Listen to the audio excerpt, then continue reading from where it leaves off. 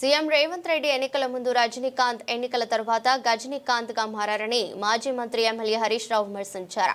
సిద్దిపేట జిల్లా కేంద్రంలోని MLA camp కార్యాలయంలో కాంగ్రెస్ బాకీ కార్డు విడుదల కార్యక్రమంలో మాజీ మంత్రి ఎమ్మెల్యే హరీష్ రావు పాల్గొని మాట్లాడారు.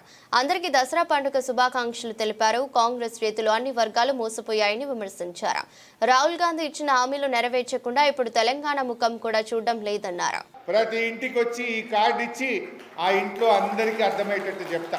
ఇవాళ రేవంత్ రెడ్డి బాండ్ పేపర్ ఇజ్జత్ తీసిండు. విద్యార్థులకు 5 లక్షల భరోసా కార్డు అన్నారు.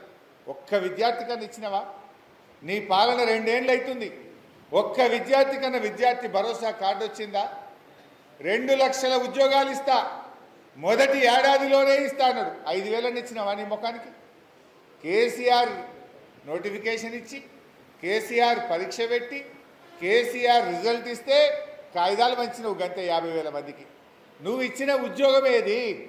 2 లక్షల ఉద్యోగాలు మొదటి ఏడాదే ఇస్తాని రాహుల్ గాంధీ వచ్చి అశోక్ నగర్ సెంట్రల్ లైబ్రరీ మెట్ల మీద కూర్చొని చెప్పిండు. అబ్బా, కింద కూర్చున్నాడు, మెట్ల మీద కూర్చున్నాడు రాహుల్ గాంధీ. ఢిల్లీకి వెళ్ళొచ్చి మాట ఇచ్చిండు. నిజమే అని మా నిరుద్యోగ యువతీ యువకులు నమ్మిండు. ఇవాళ నిరుద్యోగ యువతీ యువకులను కూడా రాహుల్ గాంధీ మోసం చేసిండు.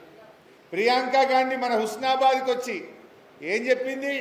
నిరుద్యోగ భృతి ఇస్తాం 4,000 అన్నారు. ఇచ్చిండ్రు అవకలకన్నా?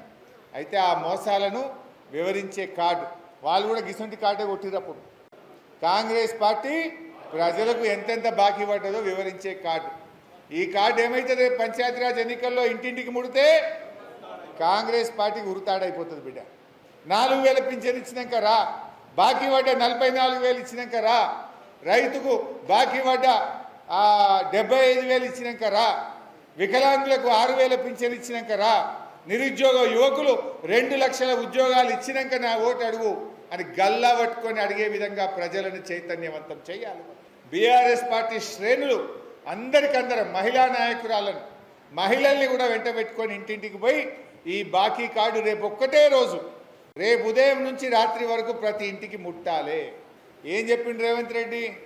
మార్పు మార్పు అన్నాడు. ఏమైనా మార్పు వచ్చినా? అదే ఏమన్నాడు? కేసీఆర్ చీరలు ఇచ్చిండు బతుకమ్మకు, నేను పట్టు చీరలు ఇస్తా అన్నాడు. ఉన్నదా? పట్టు చీర లేదు, ఉన్న చీర లేదు. చెప్పుడైతే పట్టు చీరలు అన్నాడు, వచ్చిందా? ఆ చీర లేదు, ఈ చీర లేదు, మొత్తానికి ఎగబెట్టిండు. మార్పు లేదు. అంతా ఏ మార్పే? అంతా ప్రజల్ని మాయమాటలు చెప్పి, డోకా మాటలు చెప్పి నమ్మించి మోసం చేసిండు. గొంతు కోసిండు రేవంత్ రెడ్డి. ఏమార్చిండు ఈ ప్రజల్ని తప్ప మాట నిలబెట్టుకోలే. ఆనాడు బీఆర్ఎస్ ప్రభుత్వం ఉన్నప్పుడు కరోనా వచ్చినా ఫీజు రియంబర్స్మెంట్ డబ్బులు ఇచ్చినాం మనం. 9 ఏళ్లలో కేసీఆర్ గారు 20,000 కోట్ల రూపాయలు ఫీజు రియంబర్స్మెంట్ కింద ఇచ్చిండు. 20,000 కోట్లు ఇచ్చాడు. పిల్లల చదువులకు 1 రూపాయి అని దద్దమ్మ ప్రభుత్వం విద్యార్థులకు నిర్లక్ష్యం చేసి విద్యార్థుల పాలిట దగా చేసిన ప్రభుత్వం ఈ కాంగ్రెస్ ప్రభుత్వం. పిల్లల చదువులు అర్ధాంతరంగా ఆగిపోయే పరిస్థితి వచ్చింది. ఇవాళ ఫీజు రియంబర్స్మెంట్ బంద్ అయిపోయి కాలేజీలు మూతపడతా ఉన్నాయి. ఆరోగ్యశ్రీ డబ్బులు ఇయ్యక దవాఖానాలు కూడా బంద్ పడతా ఉన్నాయి. ఆరోగ్యశ్రీ కార్డు తీసుకపోతే దవాఖానాల వైద్యం లేదు అని ప్రైవేట్ ఆసుపత్రులు సమ్మెకు పిలుపునిస్తూ ఉన్నాయి. గ్యారంటీలు అన్నప్పుడు ఊదరగొట్టిండు రేవంత్ రెడ్డి. ఇప్పుడేమో గ్యారంటీలకేమో టాటా చెప్పిండు, లంకె బిందెలకేమో వేట పట్టిండుగా. లంకె బిందెలు ఎడ దొరుకుతాయని తిరుగుతా ఉన్నాడు రేవంత్ రెడ్డి. గ్యారంటీల గురించి మాట్లాడతలేడు, లంకె బిందెలు వెనక తిరుగుతా ఉన్నాడుగా. పోయిన యాసంగి 1,300 కోట్ల రూపాయలు సన్నవడ్ల బోనస్ బాకీ పడ్డది ఇలా రేవంత్ రెడ్డి